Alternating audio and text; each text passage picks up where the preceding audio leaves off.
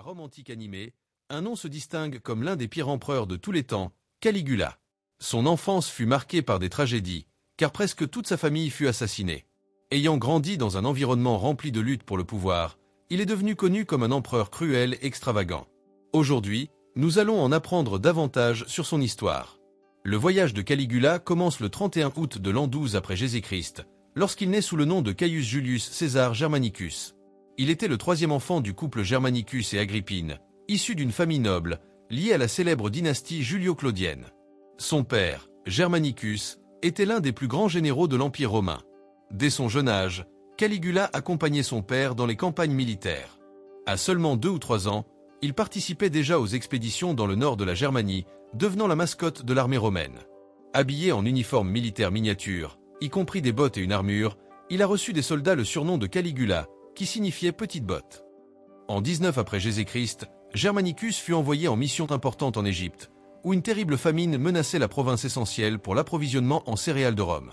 Cependant, son arrivée défiait les ordres de l'empereur Tibère, qui interdisait aux sénateurs et généraux de se rendre en Égypte sans permission. Cela a généré des tensions, car l'Égypte était une province personnelle de l'empereur. À son retour en Syrie, Germanicus a trouvé un environnement de désobéissance de la part du gouverneur, Calpurnius Piso. Furieux, il ordonna à Piso de retourner à Rome, une action qui excédait peut-être son autorité. Pendant que ce conflit se déroulait, Germanicus est tombé gravement malade. Convaincu que Piso l'avait empoisonné sur ordre de l'empereur, Germanicus envoya une lettre renonçant à l'amitié avec le gouverneur. La mort subite de Germanicus le 10 octobre de l'an 19 après Jésus-Christ a généré de nombreuses rumeurs et accusations. Certains disaient que Piso avait agi sur ordre de l'empereur Tibère, tandis que d'autres pointaient vers Lucius Aelius Sejanus, le chef de la garde et conseiller de Tibère. La mort mystérieuse de Germanicus a profondément bouleversé Rome, diminuant la popularité de Tibère et répandant la peur dans la ville. Sejanus, soupçonné d'être impliqué dans la mort de Germanicus, est devenu encore plus puissant, aidant à instaurer un régime de terreur avec de nombreuses accusations de trahison. Après la mort de Germanicus, son épouse Agrippine a décidé de retourner à Rome avec ses enfants. Le corps de Germanicus a été incinéré sur le forum d'Antioche, et Agrippine a personnellement ramené les cendres à Rome. Ce voyage fut marqué par un deuil national. Dans chaque ville qu'elle traversait, les gens se rassemblaient pour rendre hommage et respecter Agrippine. Lorsqu'elle est enfin arrivée à Rome, les cendres de Germanicus ont été déposées dans le mausolée d'Auguste, un lieu d'honneur pour les grands leaders de Rome. Curieusement, Tibère et son épouse Livie étaient absents à ce moment-là, ce qui augmenta encore plus les soupçons sur la participation de l'empereur dans la mort de Germanicus. Agrippine croyait fermement que Tibère et son conseiller Séjan étaient responsables de la mort de son mari, pensant qu'il avait fait pour favoriser Drusus, le fils de Tibère. Dans son deuil, Agrippine s'est alliée à un groupe de sénateurs qui résistaient au pouvoir croissant de Séjan. Les relations entre Agrippine et Tibère étaient très tendues. Agrippine accusait ouvertement Tibère d'avoir commandité l'assassinat de Germanicus, jetant une ombre de méfiance sur lui. Pendant ce temps, Drusus, le fils de Tibère, et Séjan, son conseiller, entraient en conflit, qui se termina par la mort de Drusus par empoisonnement en 23 après Jésus-Christ. Cela ouvrit la voie pour que les fils d'Agrippine soient vus comme des héritiers possibles de Tibère, en particulier Néron, qui gagna en popularité au Sénat. Alors, Séjan commença une campagne pour diffamer Agrippine à la cour impériale, créant de l'hostilité entre les factions. Le Sénat, qui ignorait initialement le pouvoir croissant de Séjan, commença à le voir comme une figure presque impériale, érigeant des autels en son honneur.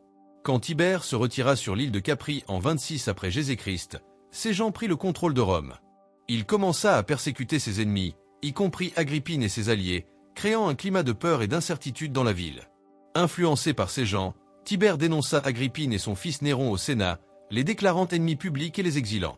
Néron mourut en exil, et Agrippine fut maltraitée jusqu'à mourir de faim en 33 après Jésus-Christ. Pendant ce temps, Caligula fut élevé par sa grand-mère, Antonia Minor, sous la surveillance de Tibère. À 19 ans, Caligula fut envoyé à Capri, où il vécut sous les soins de l'empereur. Là, il gardait probablement du ressentiment pour les injustices subies par sa famille, mais il développa également des compétences impressionnantes comme orateur et acteur. En 31 après Jésus-Christ, Séjan, très puissant à Rome, fut accusé de conspiration contre Tibère et finit par être arrêté et exécuté. Tibère nomma Naevius Sutorius Macro comme nouveau chef de la garde prétorienne, un allié de Caligula qui le protégea et parla bien de lui comme futur empereur. En 33 après Jésus-Christ, Tibère nomma Caligula, alors âgé de 20 ans, questeur, le préparant aux futurs défis politiques. Après la mort de son épouse et de son fils durant l'accouchement, Caligula fut nommé héritier de la propriété de Tibère aux côtés du petit-fils de Tibère, Tibère Gemellus. Quand Tibère mourut le 16 mars 37 après Jésus-Christ, des rumeurs surgirent selon lesquelles Caligula l'aurait étouffé avec un oreiller. Le même jour, la garde prétorienne proclama Caligula empereur, et à son arrivée à Rome le 28 mars, il reçut les pleins pouvoirs impériaux. Dans les premiers jours de son règne, Macro fut crucial en conseillant Caligula sur l'étiquette impériale et la gestion de l'Empire. Le Sénat légalisait sa succession, et les premiers mois de son gouvernement furent tranquilles et populaires, en grande partie grâce à sa connexion avec le bien-aimé général Germanicus, son père. Caligula honora le testament de Tibère, doublant la solde de la garde prétorienne et distribuant des primes aux troupes et aux citoyens de Rome, consolidant ainsi son pouvoir et sa popularité.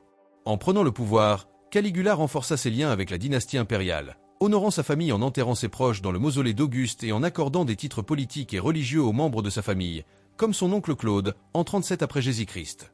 Caligula contracta une maladie si grave qu'il faillit mourir, mais il resta populaire parmi les Romains. Après s'être rétabli, il devint très méfiant et commença à se débarrasser des personnes qu'il considérait comme une menace. Son cohéritier Gemellus fut accusé de tentative d'empoisonnement et forcé de se suicider. Même le politicien Silanus et son chef de la garde, Macro, furent exécutés sous suspicion de conspiration. Caligula était connu pour ses extravagances et ses cruautés. Il a décoré son cheval incitatu avec des bijoux et a même envisagé de le faire consul romain. De plus, il avait des idées absurdes, comme construire un pont flottant de 3 km sur la baie de Baye, juste pour montrer son pouvoir. Il méprisait également le Sénat, se moquant de ses membres et prenant des décisions sans les consulter.